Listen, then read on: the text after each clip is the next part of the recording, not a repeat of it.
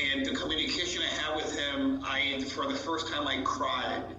I cried for an hour. And right then and there, I knew that I had to finish his trip to Nicaragua. And that was in 2004 that this happened. As you know, I started to say I'm going to leave Puerto Rico December 31st, the same day he left. Wow.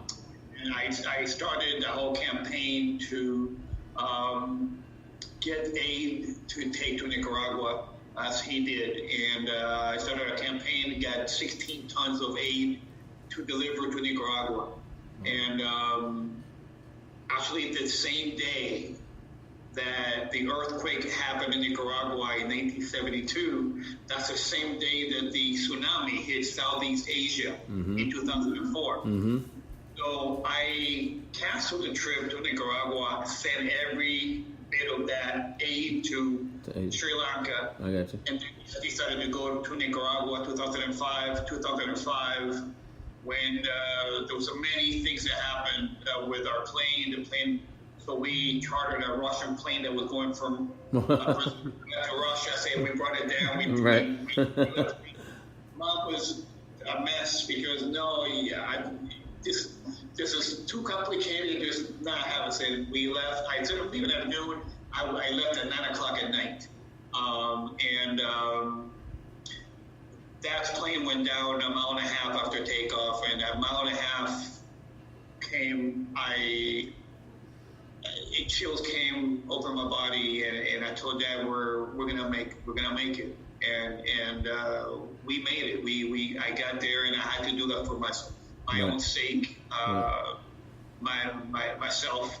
But all these things, I was still going through a lot. Right. There's so many more stories that are unbelievable in my life.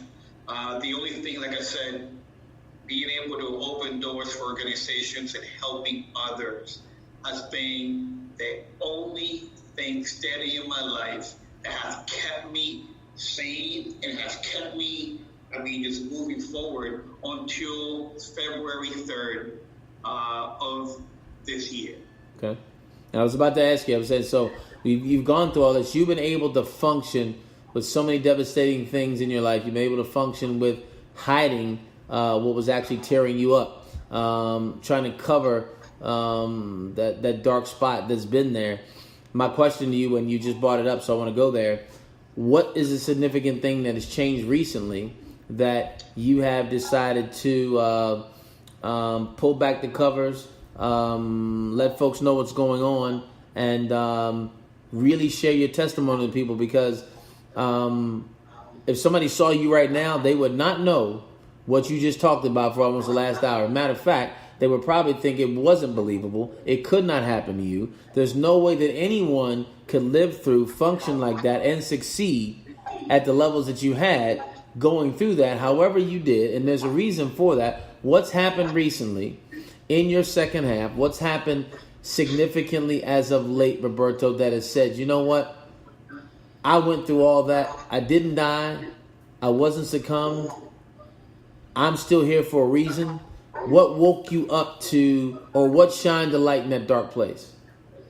When February 3rd, my middle daughter, drove into Pittsburgh from New Jersey with her husband, and she was supposed to come in with my grandson, and he had to stay with his father. So she was driving in and came in for the weekend, and we started a conversation, and took him to the new Clemente Museum and did a few things, and we stayed in conversation, and the conversation went into what they were doing and the things that they were working on, learning about the Bible and early Bible studies, and a season that we're talking about witchcraft, which actually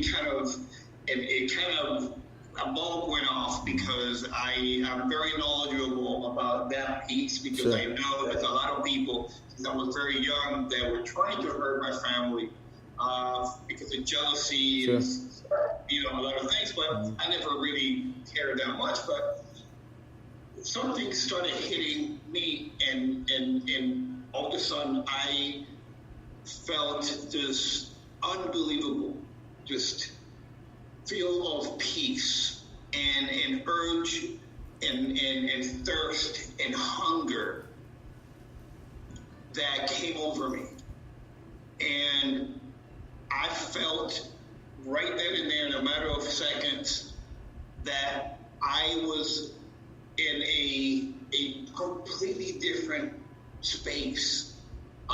It was unreal. I felt the love of my father, not my biological father, but my father. I got you. I was saved by my Lord Jesus Christ. And that happened February 3rd. My addiction, my everything throughout my whole life since I was very young was lifted. The chains that really I was actually tied and bound, the bondage from all those years. Mm-hmm. For the first time in my life, I was free. Mm-hmm. And I've never been free in my life, ever, since I was that young. Since I started, since the accident on, I have never been free. And with this Holy Ghost, Holy Spirit, really guiding my life, everything now has even a bigger purpose. I've been doing a lot of good all throughout my life, which is my nature. It's something that I can't stop doing. But now, this is now really channeled, and it's in the name of Jesus Christ. And that's what's actually really guiding me every step of the way. I did have him before. I really did not even thought of him when I was actually in those moments that I was actually wanting to not wake up sometimes. But it's something that for me has changed my whole legacy, if you will, because this is something that I speak to him. He spoke to me the other night and woke me up with some other ideas, but some things that people don't know is how my father was a holy man. I mean, he was a great man. He was a philanthropist, yes. But he was a man that would see go to church. It didn't matter what denomination, it didn't matter what it was. He would just walk in and actually be able to enjoy and praise the Lord. And for me to have this relationship with my God, with my Lord, is something that is so special to me, and it is so powerful, and everything has changed dramatically. A lot of people that were always around me, somehow they just kind of disappeared. They're gone. I don't know where they're gone. You know what I mean, right? Yes, sir. No doubt.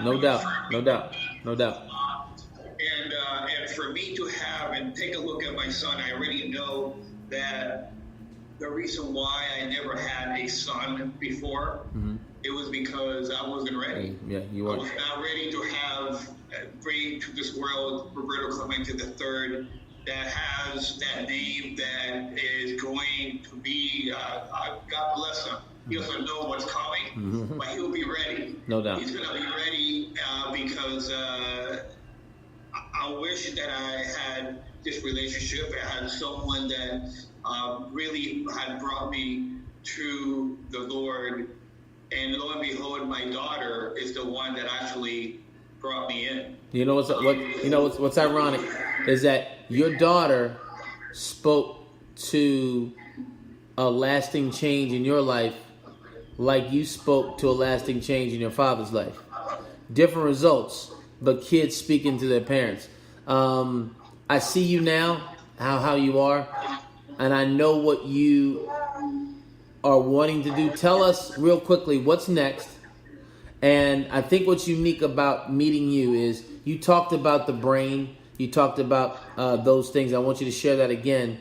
But what's funny is that Jeff and I have put together a marketing plan to help that as well. We have products that literally reduce the risk of concussions, and we put them in every sport. So there's a synergy here between us and you that I believe we can do major impact in Puerto Rico, in some of the Latin American areas, because those guys do come up and play. But imagine a baseball cap where a pitcher didn't have to worry about getting hit in the head. We have that. Imagine, the number one sport in the world in football, as you know it there. The number one concussed sport in the world now is female soccer, and we have something to deal with that. So we have all those things. So there's a partnership here that's going to form in of itself that was just founded by great relationship and extension of who we are. But tell everybody what's next for Roberto Clemente Jr. I can tell you right now that I decided to write my book. I have to write my book. I'm going to take time off. I started a insurance agency here in Pittsburgh called Roberto Clemente Jr. Family Agency, and I believe that's something that it's to give back to the community. The more I grow, the more I can give back and sponsor teams and so forth. But I believe that the Roberto app is something that is very exciting to me, because it was named after my father as an extension of his legacy to help others. And it's something that I'm excited to hear what you guys are doing, because now it's something that absolutely there is a synergy there that we will talk about for sure. And there's so many things that I've learned about myself. I was treated 8 years ago in a brain center in Dallas, Texas, and it changed my life.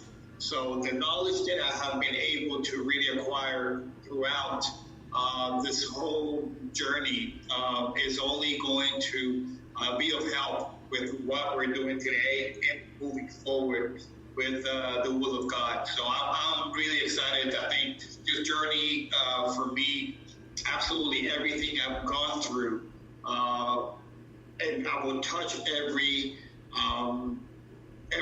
one that reads my book and hears my story from this point on, because there's so many layers. It's a big giant onion of layers of things that. From the racism, I've been beaten quite a few times and left for dead because of the color of my skin.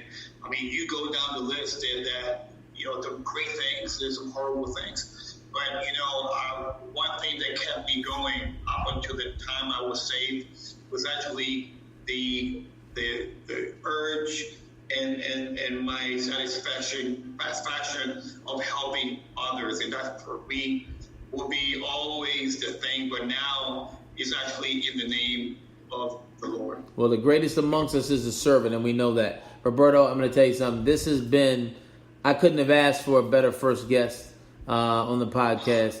I think it was a therapeutic session because you really were able to allow yourself to let go of some things.